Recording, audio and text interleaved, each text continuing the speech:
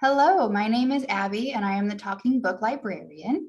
This video is going to be the first of a series of book talks that will be recorded and put up on the Indiana State Library's YouTube channel, as well as the Talking Books Facebook page.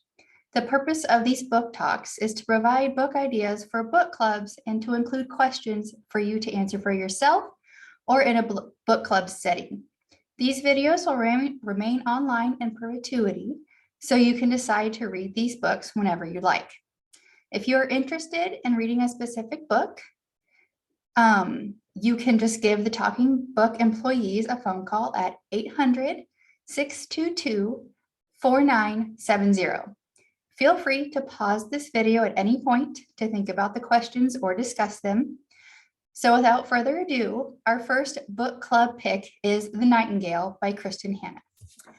And those numbers are going to be BR for Braille 023299, LP for large print 019795, or DB for the audiobook of 081189. All right, continue. So the overview of The Nightingale is, in a quiet village in France, Vienne Mauriac says goodbye to her husband, Antoine, as he heads for the front. She doesn't believe that the Nazis will invade France, but invade they do. When a German captain requisitions Vienne's home, she and her daughter must live with the enemy or lose everything. Without food or money or hope, as danger escalates all around them, she is forced to make one impossible choice after another to keep her family alive. Vienne's sister Isabel is a rebellious 18-year-old searching for purpose with all the reckless passion of youth. Isabel joins the resistance and never looks back, risking her life time and again to save others. With courage, grace, and powerful insight, best-selling author Kristin Hannah captures the epic panorama of World War II and illuminates an intimate part of history seldom seen, the Women's War. The Nightingale tells the stories of two sisters separated by years and experience, by ideals, passion, and circumstance, each embarking on her own dangerous path towards survival, love, and freedom in German-occupied, war-torn France. A heartbreakingly beautiful novel that celebrates the resilience of the human spirit and the durability of women. It is a novel for everyone. It is a novel for a lifetime. A little bit about the author. There's a little picture next to her. Kristin Hannah is the award-winning and best-selling author of more than 20 novels. Kristin's highly anticipated new release, The Four Winds, will be published on February 9th, 2021. The novel is a sweeping, emotional story of love, family, and survival set in Texas and California during the dark days of the Great Depression. It is a portrait of one indomitable woman who will do anything to keep her family together. The Nightingale, the book we're talking about today, is currently in production at TriStar, with an award-winning director, Melanie Laurent, set to direct a cast led by Dakota and Elle Fanning, playing Isabel and Vienne.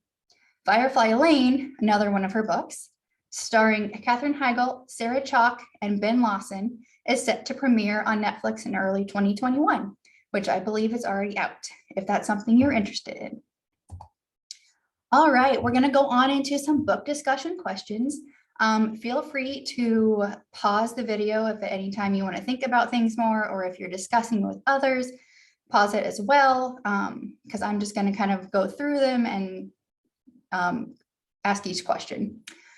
So the book discussion questions. The Nightingale opens with an intriguing statement that lays out one of the major themes of the book, and that is, quote, "If I have learned anything in this long life of mine, it is this. In love, we find out who we want to be. In war, we find out who we are." What do you think the narrator means by this? Is love the ideal and war the reality? How does war change the way these characters love? How does love influence their actions in the war? On a personal level, has love affected your life choices? Have those choices affected who and how you love? The second question, Take a moment to talk about the narrative structure of the Nightingale. Why do you think Kristen Hanna chose to keep the narrator's identity a secret in the beginning and the end of the novel? Were you surprised by who it turned out to be? Did you go back and reread the beginning of the novel once you finished? Were you satisfied when you discovered who was narrating the novel? Question 3. Many characters chose to construct a secret identity in the Nightingale. How did pretending to be someone else determine each character's fate, for better or worse? And what about those who had no choice, like Ari and Julian? Next question. The sisters, Isabel and Vianne, respond to the war in very different ways. Isabel reacts with anger and defiance, risking her life to join the resistance against Nazi occupation. Vianne proceeds with caution and fear, avoiding conflicts for the sake of her children. Who do you admire or relate to or sympathize with more, Vianne or Isabel, or both? Discuss your reasons. You may choose to share your own stories and experiences as well. Next question. The book captures many of the era's attitudes about men and women. Isabel, for example, is told that women don't go to war. Vianne is confused by her new wartime role as provider and protector. Their father, Julian, is cold and distant, unwilling to fulfill his parental duties after his wife dies. Have gender roles changed much since World War II? Have women always been strong in the face of adversity, but not recognized for their efforts? Vianne says that men tell stories, women get on with it. Do you agree with her? Next question. Isabel's niece, Sophie, admires her aunt's courage. Tante Isabel says it's better to be bold than meek. She says if you jump off a cliff, at least you'll fly before you fall. And that's a quote from Sophie. Do you agree? Is it better to take a risk and fail than never try at all? Do you think you could have acted as heroically as Isabel under such horrifying circumstances?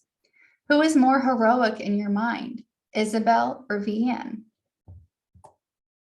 Next question. Perhaps one of the most chilling moments in the book is when Vianne provides Captain Beck with a list. Jews, communists, homosexuals, Freemasons, Jehovah's Witnesses. We know now how wrong it is to provide this list, but can you understand why Vianne did it? What do you think you would have done? And what would have happened to her if she didn't share the list? Next question. Each of the sisters experience love in a different way. Vianne's love is that of a mature woman, a wife and a mother devoted to her family. Isabel's love is youthful and impulsive, more of a girlish dream than a reality. How did Isabel's feelings of abandonment by her father shape her personality and her life?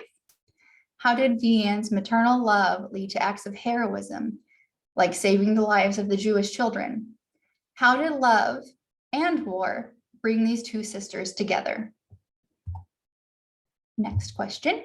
Take a moment to talk about Beck. Is he a sympathetic character?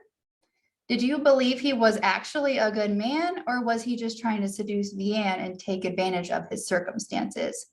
Did he deserve his untimely fate? Next question.